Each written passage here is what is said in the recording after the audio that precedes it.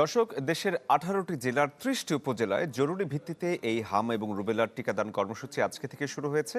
এ বিষয়ে আরো বিস্তারিত খবর জানাতে বরিশাল থেকে সহকর্মী কাউসার হোসেন রানা আমাদের সাথে যুক্ত হয়েছেন। রানা, বরিশালে আজকে টিকাদান কার্যক্রমের খবর জানতে চাই আপনার কাছে।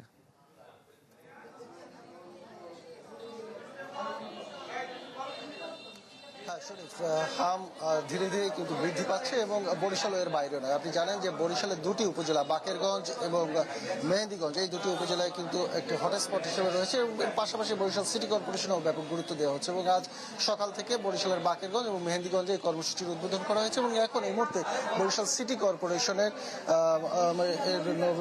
কর্পোরেশনের কাউনিয়া এলাকায় যে মাতৃসদন রয়েছে সেখানে এই কার্যক্রমের আনুষ্ঠানিক উদ্বোধন করা হচ্ছে। বরিশাল সিটি কর্পোরেশনের প্রশাসক বিলকিস আক্তার জাহান শিরিন তিনি এখন এই কর্মসূচির উদ্বোধন করছেন শিশুকে টিকাদান কার্যক্রমের মধ্য দিয়ে। আমরা যেটি জানি যে বরিশাল সিটি কর্পোরেশন সহ বরিশাল সিটি কর্পোরেশনের মোট 15টি কেন্দ্রে এই আজ থেকে এই টিকাদান কর্মসূচি শুরু হবে এবং যতদিন পর্যন্ত আসলে প্রয়োজন ঠিক ততদিন পর্যন্ত এই কার্যক্রমটি চলবে এবং বরিশালের বাকেরগঞ্জ এবং মেহেন্দিগঞ্জে এই কার্যক্রম চলবে। এছাড়াও বরিশাল বিভাগের বরগুনা পৌরসভা, সদর উপজেলা এবং ঝালকাঠির নলসিটি উপজেলায় এই টিকা কার্যক্রম চলবে।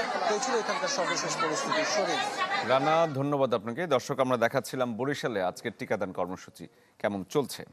সময়ের সাথে সাথে দেখা দেয় নিত্য নতুন প্রয়োজন। রেডি থাকতে হয় প্রতি মুহূর্ত। তাই এলো ইনোভার, যেন আপনি লাইফে থাকেন রেডি প্রতিদিন। Innova, designed for now.